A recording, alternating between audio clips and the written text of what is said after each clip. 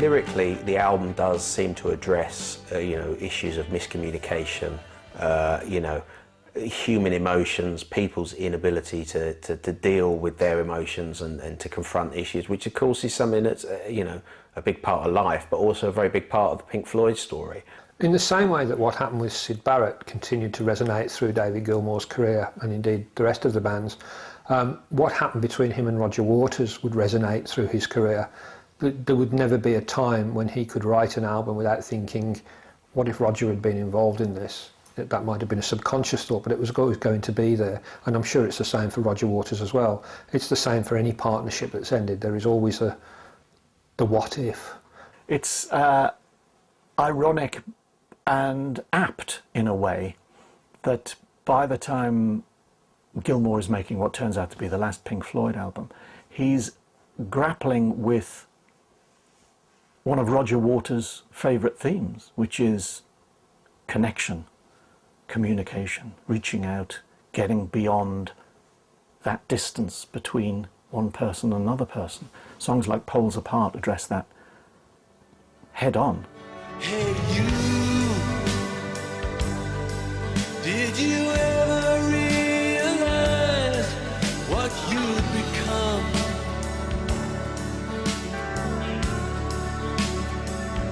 And did you see?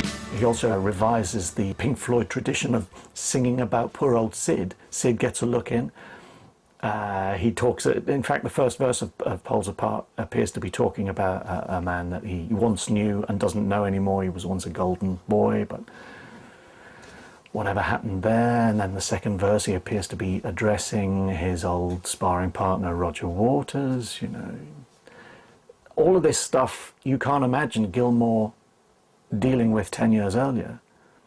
But I think it's not insignificant that he had a co-writer and a muse and a helper in his current girlfriend and now wife, who seemed to have been able to unlock Gilmour in a way. Waters always seemed to wear his heart on his sleeve, and Gilmour's much better at hiding things. And I think, for someone that didn't feel very comfortable writing lyrics, it was probably very difficult to write about his own feelings and his own emotions. And on the Division Bell, you certainly get the sense that he's doing that. He's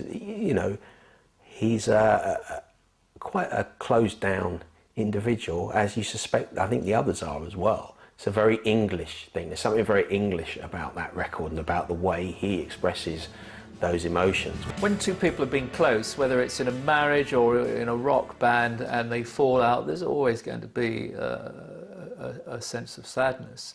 But I mean, the bitterness of this falling out far outweighed any of that sort of melancholic sense of loss that I think David Gilmour would have been feeling. I mean, there's a track on there as well called High Hopes, which is easily the best thing on the record, which, Polly Sampson had co-written the lyrics on that, and that is very much about reflecting. It very much sounds like Gilmour reflecting on his life, growing up in Cambridge, what had gone on in the past with Syd Barrett, with Roger Waters. It very much feels like a man in his 50s kind of taking stock of the world. It belongs to a larger tradition of Pink Floyd songs, which goes back all the way to Roger Waters' Grantchester Meadows and Dave Gilmour's Fat Old Son, in which they ruminate and reminisce about Cambridge, the marvellous Cambridge and their youth and everything that was possible, and lying in the meadow and listening to the birds and listening to the church bells, and it was all ahead of us and all that, It's entirely appropriate that a reminiscence piece like High Hopes should be the final track of the final Pink Floyd album. The grass was greener, the light was brighter, the taste was sweeter. Released in the spring of '94, the Division Bell laid to rest the ghosts and turmoil not just of the last 20 years of Pink Floyd, but stretching back to their humble beginnings. David Gilmour, as the band's leader and inspiration, had succeeded in rescuing one of the world's best-loved names from the bitter tangle of an unsightly and regrettable feud, and a traditional spectacular tour brought the curtain down on the band. As far as all were concerned, Pink Floyd were now on an indefinite hiatus. Not officially broken up, but with no plans for any new material, the members were content to work on their own projects and enjoy their lives. As the band's self-imposed outcast, Roger Waters continued with his solo career, taking his masterpiece The Wall around the world, before finally achieving his ultimate goal and creating the fully fledged opera, Sa Ira. But to everyone's surprise, Pink Floyd returned in their full form one last time. When Bob Geldof assembled the best musical acts in the world for Live 8 in 2005, he managed to coax Pink Floyd out of retirement, and due to the time gone by and the many gallons of water under the bridge, there was a definite desire by all parties involved to reassemble the classic lineup for this global charity show. It's quite obvious with hindsight that for some years Gilmour and Waters have been dancing around each other with a view to some sort of reconciliation. Waters had invited Gilmour to play in Berlin. Gilmour had invited Waters to play on the Division Bell tour. So when Live 8 finally arose, although there was some initial hesitancy perhaps on both sides, there had been some precursors to it, and it was likely that at some point they would sit down and break bread together and eventually play together again. We had a meeting with Roger and he wanted to do other songs, and basically David said, look, they've asked Pink Floyd to play, and we're Pink Floyd, so we're going to do these songs, and if you would like to play them with us, that'd be great. So he was very humble, actually. Roger was, and he knew that, he realised that. A distant ship's roll on the horizon. You are only coming through in waves. Pink Floyd played 4 of their best-known pieces for the 100,000-strong crowd in Hyde Park, and the show not only allowed the band to reunite in public, but also step out of the formal anonymity of their spectacular live shows and simply play the music they were loved for.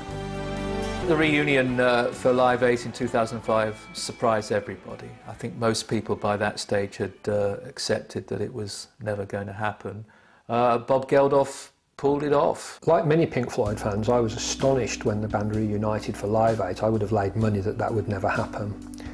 And I think one of the most significant things that happened at Live 8 wasn't the fact that the band played together, but it was the group hug that they had at the end of it. It was quite obvious that there was genuine emotional feeling between them, that whatever had happened in the past, whatever acrimony there had been, was receding into the past, and that above all else they were friends. The triumph of the Live 8 performance was captured within the faces of the band following their set. Contrary to public demand, however, there was no other reformation of Pink Floyd, and following Rick Wright's sad death in 2008, Live 8 will remain their final appearance. In July 2010, however, both Gilmour and Waters reunited at a charity concert for the Hoping Foundation, where they played a handful of Floyd classics. Throughout the turbulent final years of Pink Floyd, the constant friction between Roger Waters and David Gilmour had threatened to overthrow the band as a whole. Yet the work they created jointly showed each of them at their best. Never as good apart as they were together, the bruises and scars of such bitter infighting have faded, and the pair are reconciled, not as bandmates, but simply as old friends.